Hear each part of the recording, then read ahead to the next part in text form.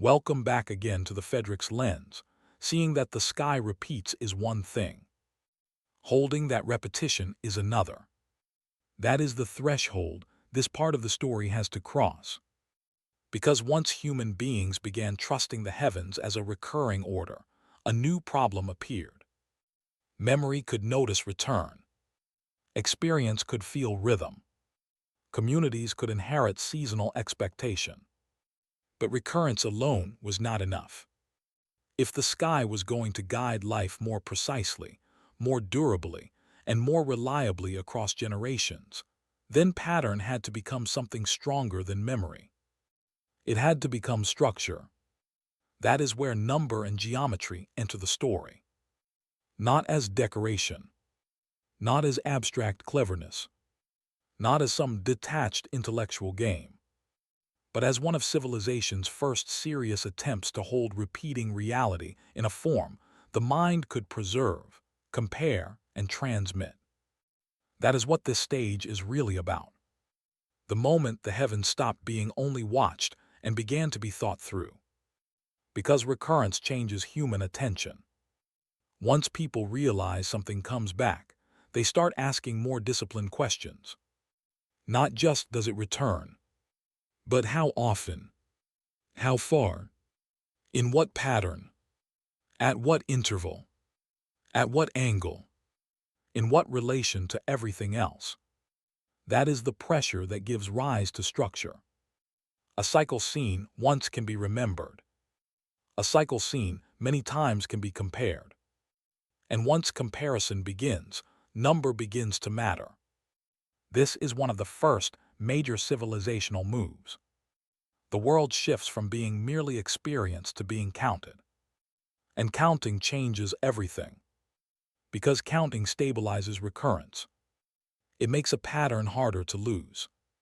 If something returns, but no one can distinguish one interval from another, the pattern remains vague.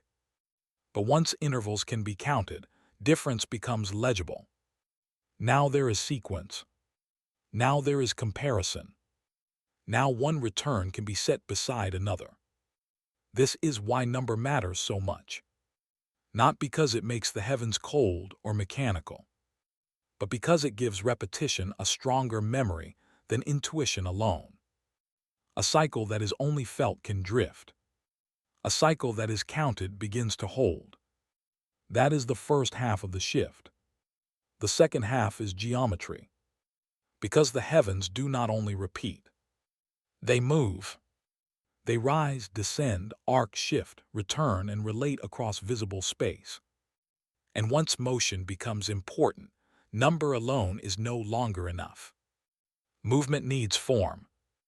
That is where geometry becomes necessary.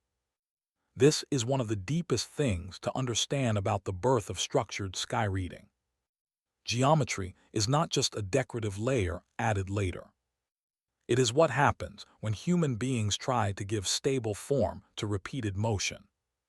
The sky is dynamic, but the human mind needs something it can hold. So movement becomes angle. Relation becomes shape. Change becomes position.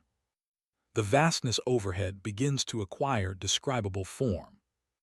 This is the threshold where the heavens become thinkable. That line matters. Because before this moment, the sky is trusted mainly through recurrence.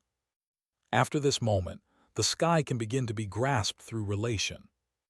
That is a different kind of power. Now human beings are no longer only saying. The heavens repeat. They are beginning to say. The heavens repeat in ways that can be structured. That is the birth of sky language. And once that language begins to form, a civilization is no longer dependent only on inherited attention. It can begin building durable systems of understanding. This is why number and geometry should not be treated as side notes. They are not marginal tools. They are part of the first great effort to convert the sky from overwhelming experience into manageable knowledge. Think about what geometry really does here. It takes something continuous and gives it boundaries. It takes something moving and makes relation visible. It takes something immense and reduces part of it into forms the mind can return to.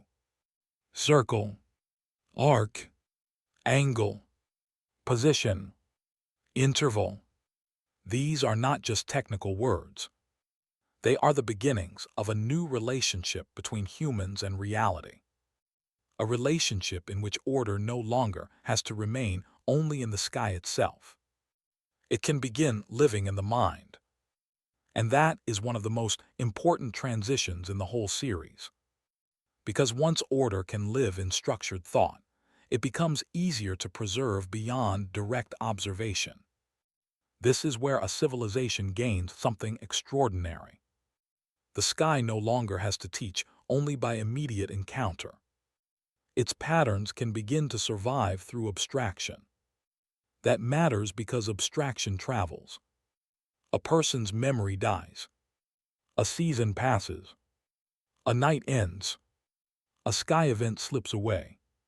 But a counted relation can be remembered more precisely. A shaped pattern can be taught more clearly. A structured system can outlast the moment that first gave rise to it. That is why number and geometry are so powerful. They make recurring order more durable than the individual observer. And once that happens, the heavens become more than recurring signs. They become a domain of structured meaning. There is also a reason the circle becomes so powerful here. The circle does not appear by accident.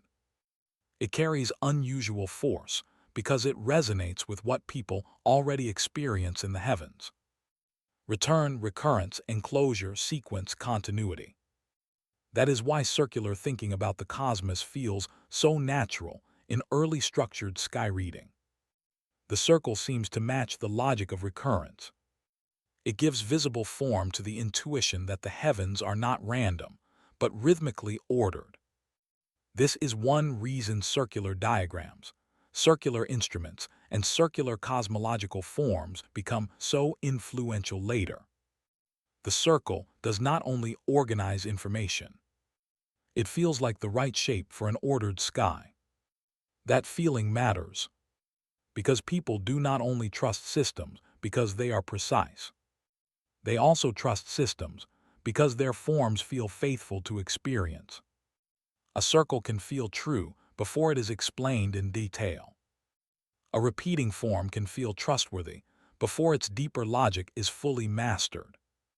That is why geometry is not only mathematical. It is also psychological. It gives the mind shapes it can inhabit. And when those shapes appear to harmonize with the world, trust deepens.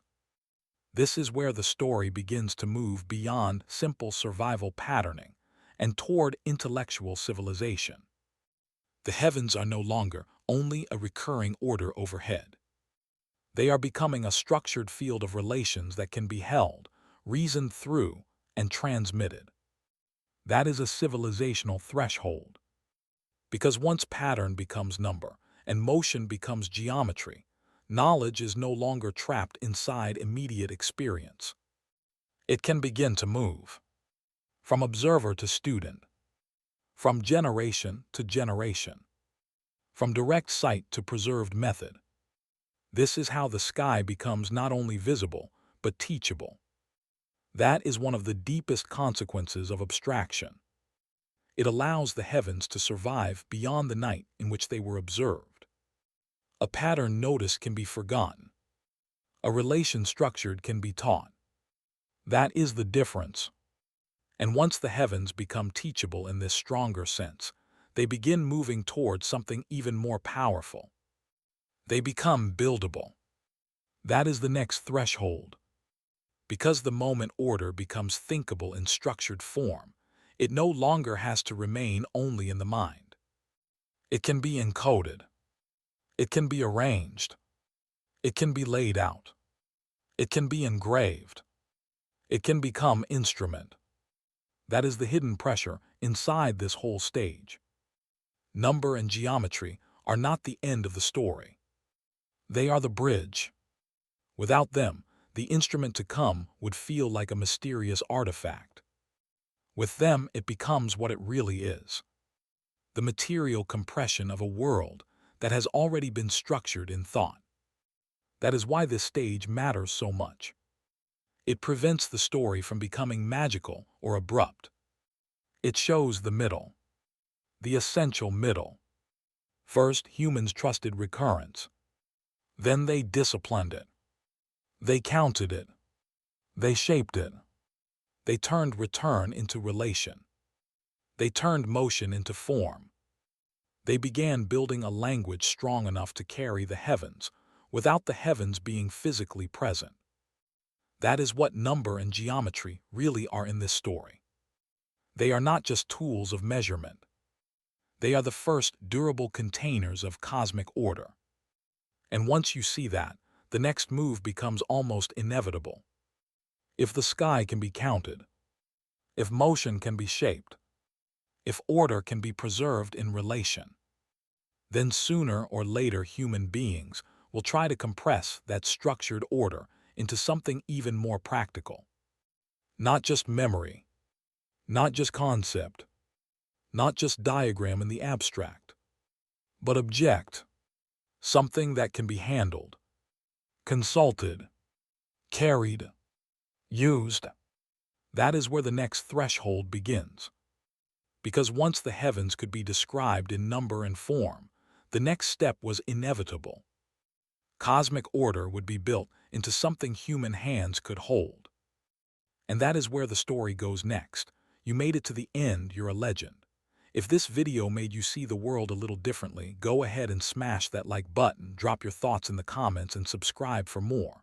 Don't forget to turn on the notification bell so you never miss a new upload. Let me know down below what should I cover next. I appreciate you all so much. Catch you in the next video. Look closer, see further, decide for yourself.